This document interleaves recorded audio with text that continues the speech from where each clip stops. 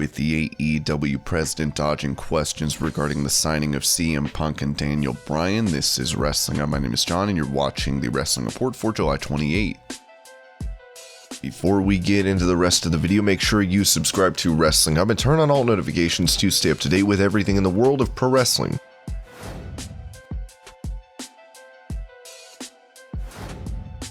John Cena recently made his return to WWE to challenge Roman Reigns for the Universal title. With that match set for SummerSlam, Cena was interviewed by People, saying when he started pro wrestling, it was only as a hobby. After college, I headed out to Los Angeles not because of the entertainment allure, but because that's where the hub of fitness equipment, fitness manufacturing, fitness distribution, everything that applied to my degree was there. I got in working at Gold's Gym and that was the best I could do. I worked in the protein shop, I worked on the floor. I knew every member and a bunch of the members would talk about wrestling and WWE specifically. This is right when two companies were jockeying for supremacy, the company owned by Turner and the company owned by Vince McMahon. One of my friends in a casual conversation was like, hey, we're training down in Orange County to be wrestlers, do you want to join? It wasn't like, yeah, this is my chance to make it big in WWE. It was like, yo, this would be a sick hobby. So when I worked my butt off during the week, I can go be a personality on the weekends. I'll try it. I paid the promoter a bunch of money to get in the ring and learn how to fall down, and the rest is history. So if we had never had that conversation, I'd never found a ring and I'd never be talking to you right now.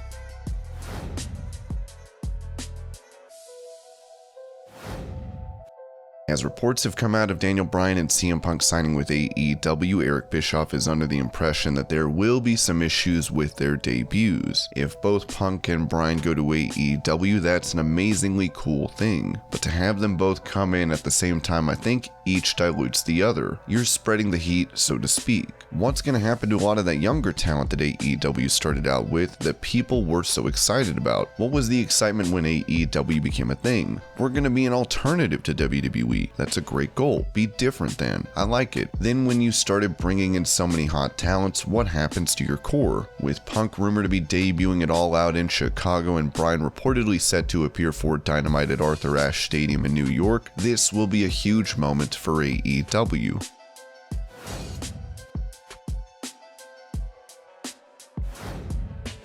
There are many common themes you'll notice watching AEW programming, like every interview being interrupted by another star. Speaking to the Way of the Blade podcast, AEW President Tony Khan admitted the company underutilized disqualification and count-out finishes. Count-out finishes aren't always popular. For me as a promoter, you can count on one hand the number of count-out and disqualification finishes that I've done. I really like doing conclusive finishes, but I definitely think a count-out is a much more conclusive finish than a disqualification. Sometimes there's a storyline reason for both, but ultimately it often feels unsatisfying. I will not let people off the hook for this because I feel like half the matches on the show are like a disqualification, and it's been that way my whole life with multiple promotions on TV. Really, the competitive promotions on TV. Such a large percentage of their matches ended in a disqualification. I found it very unsatisfying. Instead, you watch ECW or All Japan, and there are a lot more finishes, and maybe the happy medium is something like Smoky Mountain Wrestling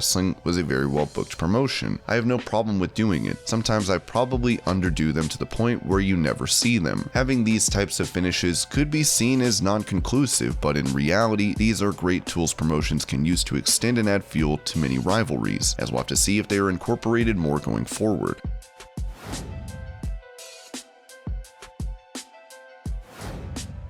One fan of AEW is Renee Paquette, with her husband Jon Moxley being a former champion there. On her podcast, Paquette contrasted AEW and WWE, saying AEW don't treat their fans stupid in terms of not knowing what this is, and we're going to beat you over the head to make sure you understand it. Paquette mentioned on how AEW and WWE have built two distinctly different and diverse structures. I understand the reasoning of why they do that, obviously, but I think with smart fans and the way that people have access to looking into information that they might not know and being able to connect the dots themselves, I think that there's something really cool about that. People like to have that sense of discovery rather than being talked to like they don't understand. Aspects of WWE and their storylines continue to be criticized even from veterans of the pro wrestling industry.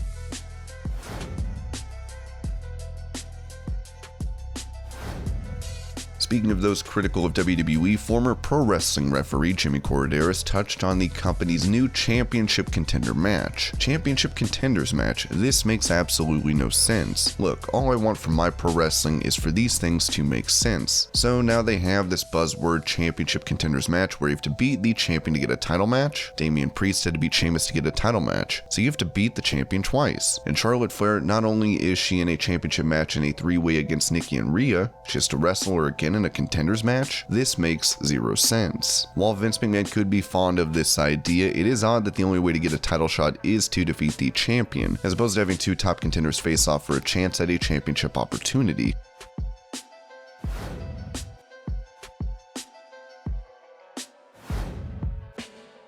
Aleister Black was brought back to WWE TV with him screwing Big E out of his Intercontinental title. This set up a rivalry that was cut short as Black was released from the company. Talking to Give Me Sport, Big E mentioned the abandoned feud. I think that Apollo has a ton to offer in the ring. He's so good and I think we have great chemistry, but it's been a long time with him and I. The Aleister thing was an opportunity to do something different, a nice break from that, and it just ended up fizzling. Like I said, he's very good at what he does and I wish him well. Now Malachi Black is set to face Cody Rhodes for AEW Homecoming on August 4th, as Big E looks to make good on his chance to cash in Money in the Bank and become world champion.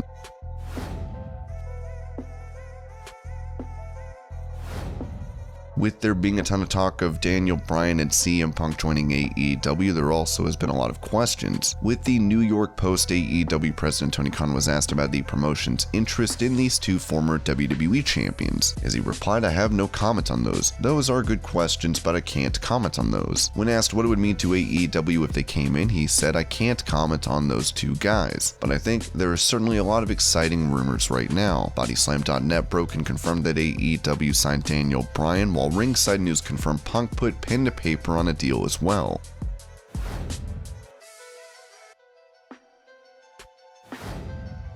Following a match on Raw where it looked like Natalya suffered an ankle injury, she has taken to Twitter to say, "Thank you to everyone for the kind words about what happened on Raw. There are the beatings you can plan for and the ones you can't. That's the job, but I'm willing to give whatever bones, muscles, and tendons I have to continue doing what I love. Good thing I'm unbreakable." With her injury status still unknown, we'll have to see what's in store for the women's tag team champions.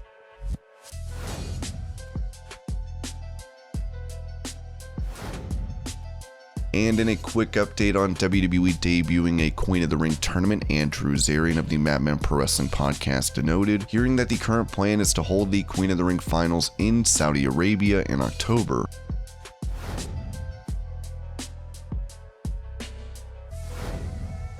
Having the WWE Hall of Famer Jim Ross on the AEW commentary table has been a treat for many, but some do get angry when he falls short on television. Speaking to Inside the Ropes, Cody Rhodes defended Ross, saying, "Well, I think people forget that JR is one of the most over people on the show. Our generation, speaking specifically about mine, no other generations, we all think that we're just it. I'm always surprised to see how much flack he gets online. He's an older guy who decided to jump ship, join us, take a chance on this. I mean, he's going to probably retire his jersey here. Take this huge chance, this massive gamble when he had a legacy and a job for life elsewhere."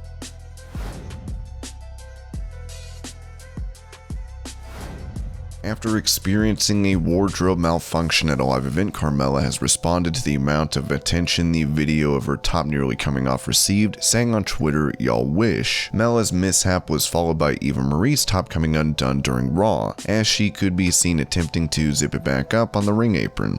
And this was your Pro Wrestling News Update. I hope you're all having a great day. Thank you so much for watching, and I'll see you later.